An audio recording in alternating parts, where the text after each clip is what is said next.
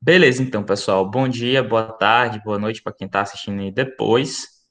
E a gente vai falar hoje sobre um conteúdo bem interessante, que é a gametogênese.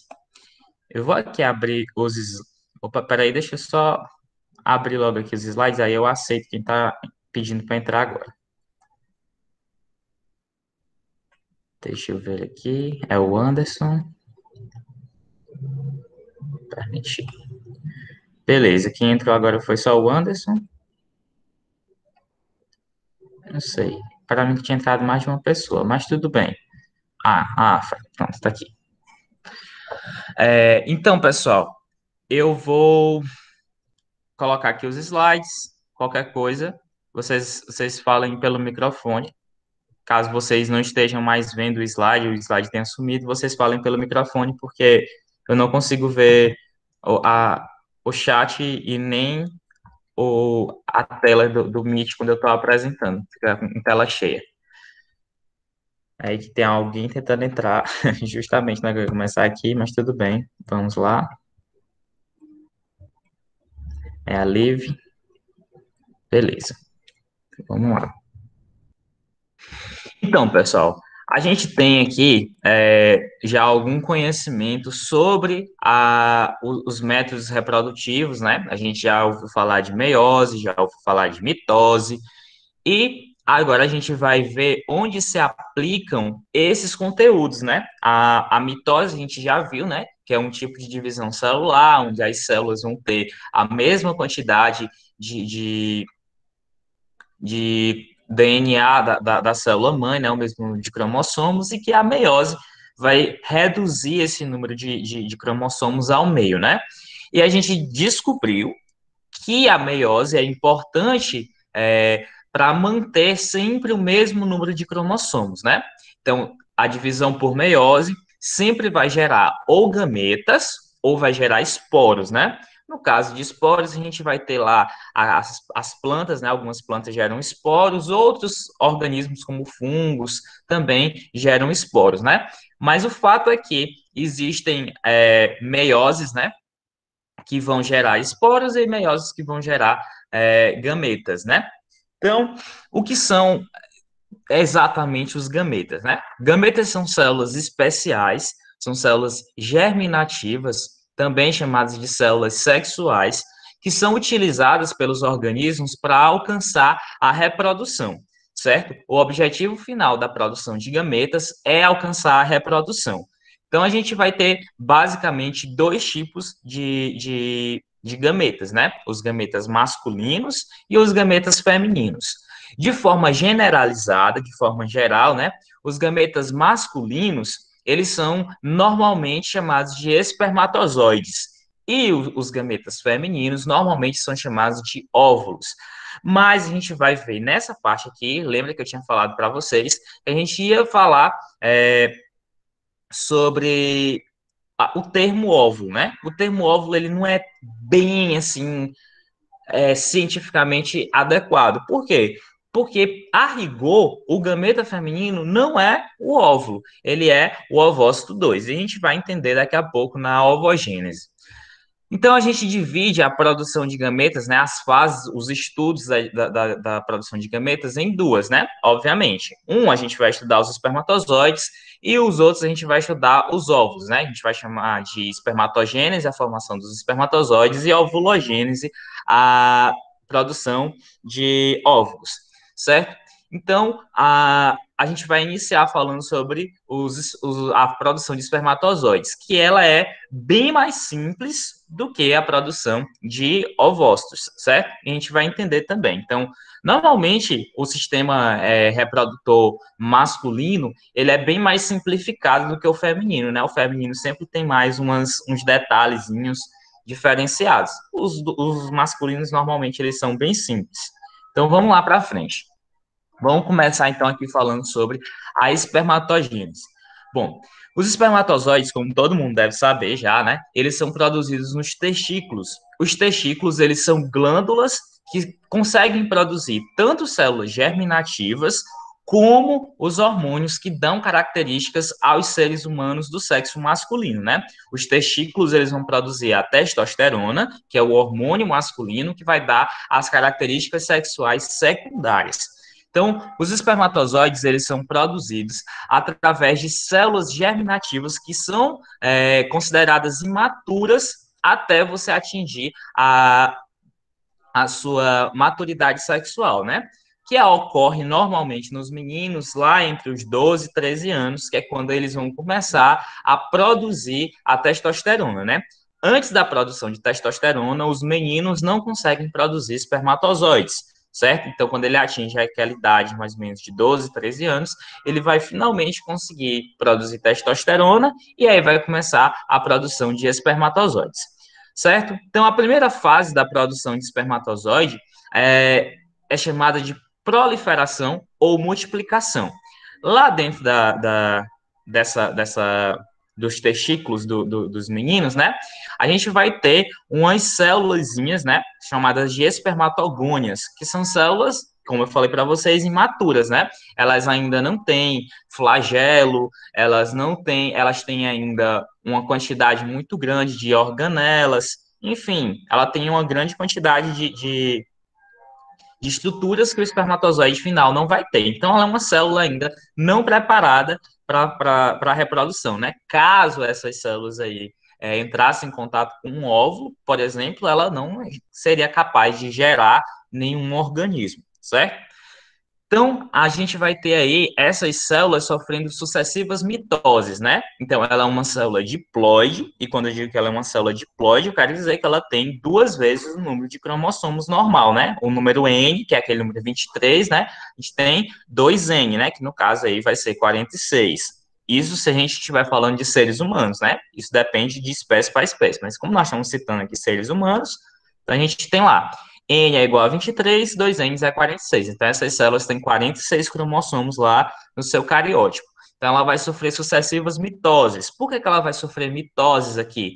Porque o objetivo dessa parte aqui é gerar uma quantidade muito grande dessas célulazinhas 2N, certo? Eu quero uma grande quantidade. Por quê? Pessoal, numa ejaculação, a gente elimina, né, os homens, eles eliminam milhões de espermatozoides. Então, a gente precisa de uma quantidade bem grande dessas células, né? Então, ele vai sofrer muitas mitoses, que é para a gente poder ter uma grande quantidade aí de espermatozoides por vez, né? Então, a gente vai ter dois tipos de espermatogônia, certo? A gente vai ter a espermatogônia do tipo A e a espermatogônia do tipo B. Mas a gente não vai entrar muito nesses detalhes aqui de tipo A e tipo B. O que importa mais é vocês saber que são espermatogônias, certo? E essas espermatogônias é que vão dar origem aos espermatozoides. Então, essas células primordiais aí que estavam lá nos testículos se transformaram em espermatogônias e essas espermatogônias vão dar origem aos espermatócitos, certo?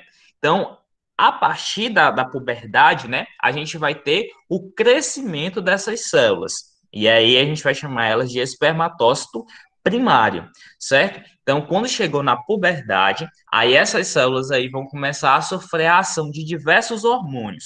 Como elas sofrem a ação de diversos hormônios, a gente vai ter a transformação dessas espermatogônias em espermatócitos. Só que detalhe, a gente vai chamar esses espermatócitos de espermatócitos 1, certo? São o primeiro tipo de espermatócito. E esse espermatócito aí, ele ainda é uma célula diploide, certo? Ele ainda não sofreu nenhuma meiose, beleza? Ele ainda é diploide. Aí, o espermatócito 1, ele vai sofrer a primeira mitose, né? Lembrem-se, a primeira mitose é aliás, a primeira meiose é a meiose R, né? Que é aquela meiose reducional. Então, eu tenho uma célula que é 2N e ela vai sofrer a meiose 1. Então, eu vou reduzir ao meio o número de cromossomos dessa célula. Então, essa célula que era 2N vai originar duas células N, certo? E essas duas células N aí, eu vou chamar de espermatócito secundário, certo? Espermatócito secundário. Então, sofreu a meiose 1, o espermatócito primário passa a se chamar de espermatócito secundário ou espermatócito 2. Qualquer um dos termos está correto, certo? Depois disso daí, né, depois dele ter sofrido essa meiose 1, ele vai sofrer a meiose 2. Lembre que a meiose 2 ela é semelhante a uma mitose. Ela é uma meiose equacional. Ela serve apenas para aumentar o número de células. A meiose 1 é reducional, a meiose 2 é equacional. Então, uma reduz e a outra multiplica o número de células, não é o número de cromossomos, certo? Ela multiplica o número de células. Quando ele sofrer a meiose 2, aí ele vai passar a se chamar de espermátides, certo? Essa fase aqui, quando ele sofre a meiose 2, é chamada de maturação, certo? Então ele já está ficando pronto para se transformar num espermatozoide. E lembrando que aqui a gente já vai ter células que são haploides, né? Células que têm apenas metade do número de cromossomos do cariótipo. E por fim, a gente vai ter a espermiogênese, que é quando esses espermatócitos secundários aí, eles vão sofrer uma série de modificações na sua estrutura para que finalmente eles se tornem um espermatozoide. E aí, eles vão ficar armazenados lá numa partezinha do testículo chamada de lúmen, certo? Esperando o momento onde eles vão ser ejaculados, né? No momento da ejaculação, eles vão ser lançados fora do testículo em busca do ovócito, certo? Então, essas daqui são as partes da espermatogênese. Proliferação, que ela ocorre durante a vida da pessoa, né? Durante a vida do homem. As células elas vão sofrendo sucessivas mitoses. O crescimento que se inicia lá na puberdade, né? Ele vai começar lá na puberdade e ele vai começar a transformar essas espermatogônias em espermatócitos 1. Vai passar pela fase de maturação, que é quando os espermatócitos 1 vão sofrer a meiose 1 e vão se transformar em espermátides quando eles sofrerem a meiose 2, certo? E aí ele vai ter a formação do espermatozoide depois que tiver as modificações no citoplasma. Aí aqui a gente tem o seguinte, na, na, nos espermatozoides, a gente vai ter uma redução do tamanho da célula. Aí você deve se pensar por que que tem essa redução no tamanho da célula. Pessoal, imagine aí, o espermatozoide, ele é uma célula que vai ter que correr, né? Entre aspas, ele não vai correr, porque ele não tem perna, né? Mas ele vai ter que se locomover para encontrar o ovócito, certo? Ele vai ter que fazer um grande caminho entre os testículos e o útero da mulher, né? Então ele vai precisar correr bastante. Então ele tem que ser uma célula leve, ele tem que ser uma célula pequena e tem que ser uma célula ágil. Então ele vai perder muitas estruturas do seu corpo, né? Para quê? Para ele atingir essa velocidade, ele atingir essa agilidade que ele tem. Então, ó, ele vai converter muitas das estruturas que ele tem em outras estruturas para ele formar, por exemplo, o seu flagelo, né? Ele vai perder, ó, o complexo de Golgi dele, né? Ele vai começar a se alongar, né, e formar o que a gente chama de acrossomo, né, que é essa partezinha que fica assim, ó, na cabecinha do espermatozoide. Lá, esse acrossomo aí vai estar cheio de umas enzimazinhas que ele tem que soltar, né, na hora que ele encontra o ovócito, ele libera essas enzimas e o ovócito reconhece que é um espermatozoide e deixa ele entrar ou não, né? Lembre que o ovócito, ele é bem restrito, né? Ele só aceita um espermatozoide. Depois que o primeiro espermatozoide entrar, aí ele não deixa mais ninguém entrar. Ele vai dizer assim, ó, já entrou o primeiro, agora aqui não tem mais espaço para ninguém. No caso, essas enzimas aí vão ser produzidas pelo espermatozoide, para que tenha alguém tentando entrar. Oi. Ei, professor, E como é que funciona quando a mulher engravida de gêmeos? Como é A que é esse gente vai ver isso processo? mais na frente, mas de gêmeos não é que entra dois espermatozoides, não. Tem, E como que é? tem vários tipos tem mais ou menos dois tipos de gêmeos, né? Tem os gêmeos univitelinos e os gêmeos bivitelinos. No caso dos univitelinos, é uma a célula ovo, né? Ela vai se dividir e formar duas células ovo, em vez de formar uma célula ovo com duas células. Mas aí foi um espermatozoide que fecundou um ovócito e aí gerou Uhum. dois. Se os gêmeos forem fraternos, né? A mulher, durante o seu período de ovulação, liberou dois ovócitos e dois espermatozoides diferentes, né? Um espermatozoide fecundou um ovócito e o outro espermatozoide fecundou outro ovócito. É por isso que gêmeos fraternos normalmente não se parecem e podem, inclusive, ser de sexos diferentes, né?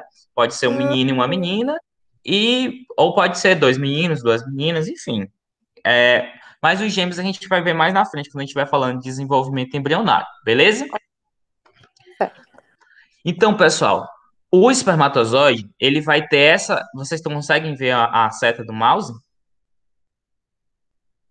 Ou não? Vou ver se tem uma canetinha vermelha aqui. Sim, sim. Ó, a parte funcional, né, do espermatozoide vai ser essa aqui. Por quê? É aqui onde ele vai carregar o material genético, né? Então, o ovócito, ele tem interesse na parte aqui, ó, da cabeça do espermatozoide. Toda essa parte aqui de fora, ela não vai ser aproveitada pelo ovócito, ou seja, quando chegar o momento da fecundação, o espermatozoide vai ter sua cabeça decepada e o resto do corpo dele vai ficar do lado de fora do ovócito. O ovócito só quer a cabeça do espermatozoide, o restante do corpo ele vai descartar. E aí aqui, ó, a gente vai ter o espermatozoide continua sendo uma célula, né? Então, se aqui a gente tem o material genético, então aqui é o núcleo, né, do espermatozoide. A gente vai ter aqui, ó, uma série de mitocôndrias. Pessoal, lembre, as mitocôndrias, elas são responsáveis pela geração de energia das células, né? Então, por que que ela está aqui nessa região? Ora, se aqui é o flagelo e é aqui que ele vai usar para fazer a locomoção, ele vai precisar de quê? Uma grande quantidade de energia que vai ser produzida por essas mitocôndrias para locomover esse flagelo aqui. Então, quando o espermatozoide tem a sua cabecinha cortada, né, as mitocôndrias vão ficar do lado de fora. É por isso que, normalmente, todo o DNA mitocondrial que você tem é recebido da sua mãe, certo? A sua mãe lhe deu uma coisa que seu pai jamais poderia lhe dar, o DNA mitocondrial, certo? Então, agradeça a sua mãe pelo DNA mitocondrial que ela lhe deu, certo? Então, pessoal, essas daqui são as fases que o espermatozoide vai passar para perder partes do seu corpo, né? Entre aspas. Ele vai fazer com que essa parte aqui seja mais fininha, né? Ele distribui melhor parte do corpo celular dele para que ele possa ficar mais rápido, né? Para que ele tenha uma velocidade maior na hora dele terminar de maturar, né? Quando ele estiver totalmente maduro, aí sim ele vai ter um corpo bem mais ágil, mas ele vai perder muitas partes do corpo dele para que ele possa ficar com essa velocidade mais adequada. Pessoal, eu vou fazer o seguinte: hoje eu vou falar de espermatogênese, como a parte de ovogênese é uma parte mais complexa, eu vou deixar para a aula de amanhã, que a gente vai ter mais tempo para falar, né? Agora eu vou dar um tempo para vocês tirarem as dúvidas de vocês e a gente pode resolver também algumas questõezinhas aqui. Então eu vou encerrar aqui a apresentação e a gravação, mas vocês não saiam da aula, porque a gente vai continuar sem estar na gravação. Então, se você está assistindo agora, depois, né, na verdade, pelo YouTube, até mais. E não esqueça que amanhã tem aula de novo, tá? Tchau.